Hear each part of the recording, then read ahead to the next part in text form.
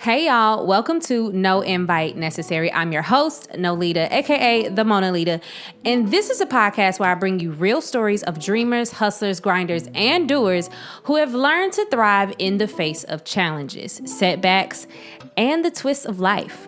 Now, today for my season finale, I want to share something that has been grounding and life-changing for me. My wake, walk, water, and weight practice. This one's personal, y'all. Over the past few months, I've taken time to reevaluate my habits and my patterns, and I noticed how much I used to just rush through my day, my meals, my thoughts, and even my prayers. Slowing down has allowed me to truly reconnect with my faith, my purpose, and myself.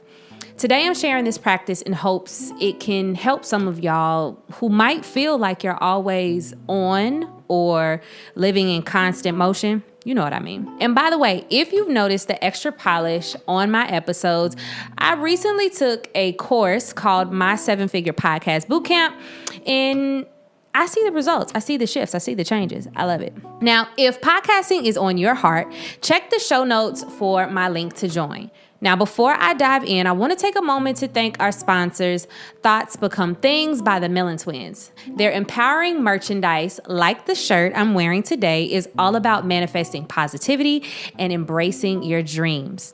Check out their collection at millentwins.com and get inspired to transform your thoughts into reality. All right, let's get into it. Wake, walk, water, and wait. No invite necessary. No invite necessary podcast. On the road. Now, first up is wake. When I say wake, I don't just mean open your eyes. I mean, allow yourself to truly wake up to the day, emotionally, spiritually, and mentally. I used to leap right out of the bed and into my to-do list with my mind racing at full speed from the very second that my alarm went off. But these days, I actually start by staying in bed for a good 30 minutes, giving myself time to adjust, to just be. I use that time to pray, to stretch, and to feel gratitude for another day ahead. And I actually purchased a lockbox that I put my phone in before bed. And baby, when I tell you, it is a game changer, okay? The phone stays locked away until I fully embrace my morning without distractions. I'll set a timer on it, and that phone is locked away until I've had my full 30 minutes of prayer, stretching, and mindful wake-up time. No doom scrolling, no distractions, just me, my thoughts, and God. It's actually kind of wild how much mental clarity this gives me. Now, this morning routine reminds me of Psalms 46:10. Be still and know that I am God. I needed that scripture in my life more than I realized. There's power in stillness, y'all.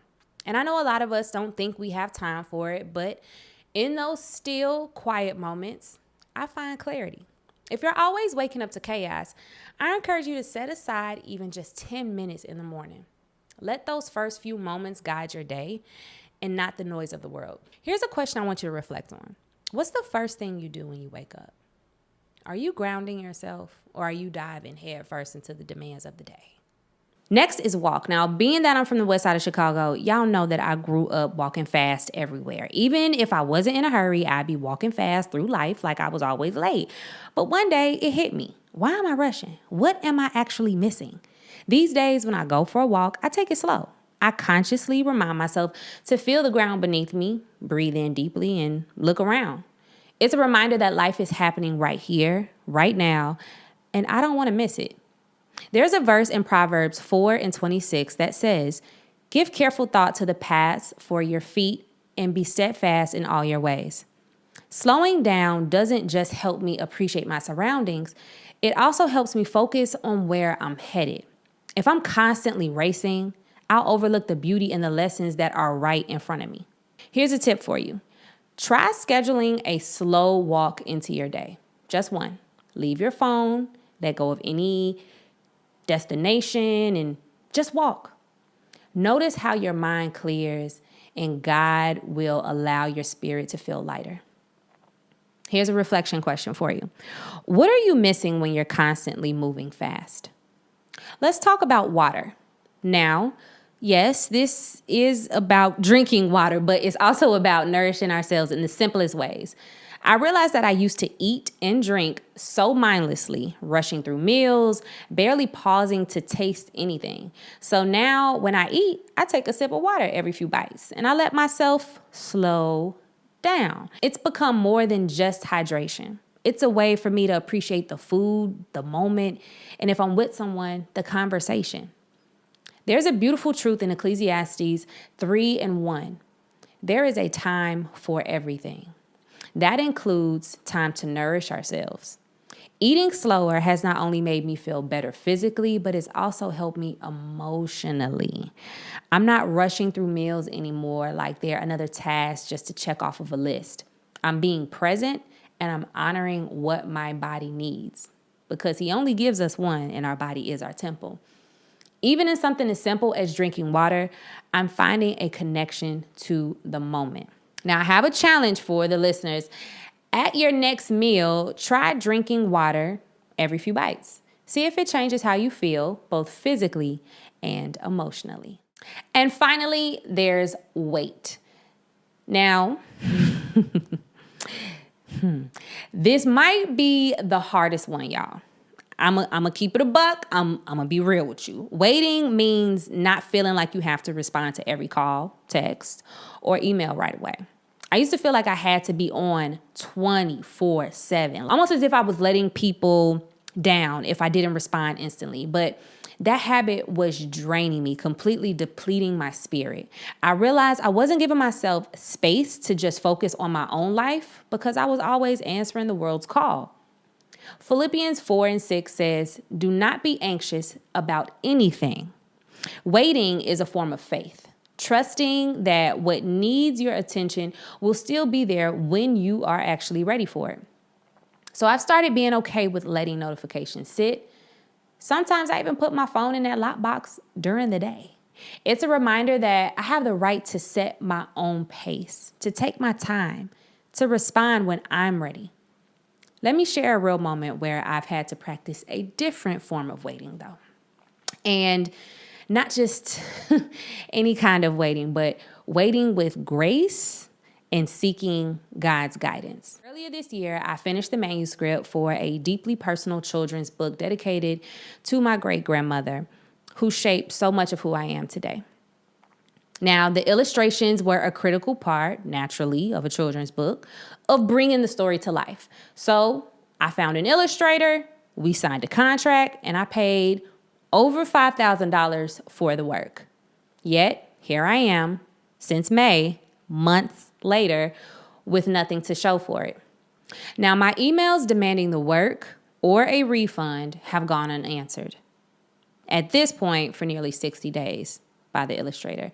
And it's a situation that makes me want to react immediately, fueled by my anger, frustration, and a number of things. But instead, I'm practicing the wait, and I do value the lesson I learned that I was no longer afraid to invest in myself, something I had never done before.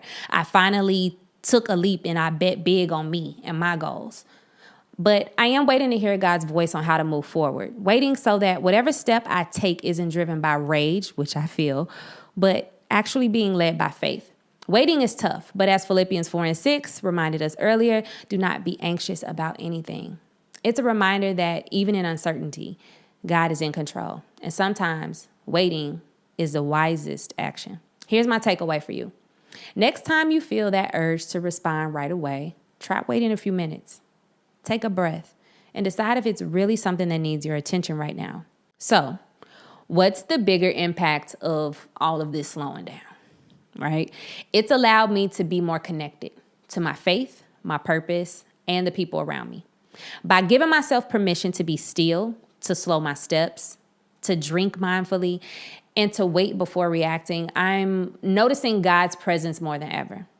When we're rushing, we're not only missing out on life's beauty, but we're also missing out on those moments where God is speaking to us.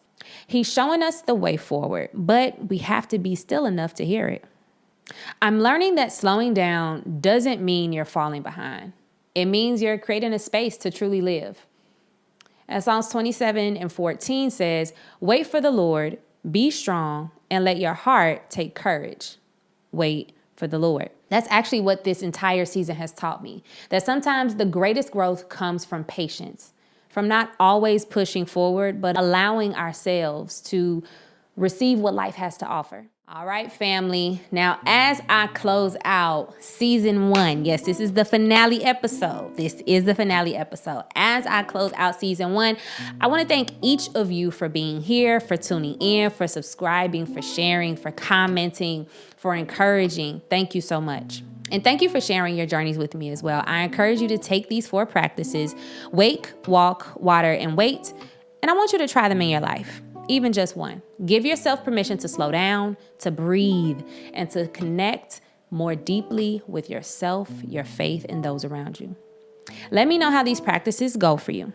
Share your experience on Instagram and YouTube. Tag me using #NoInviteNecessary because I want to celebrate your wins with you.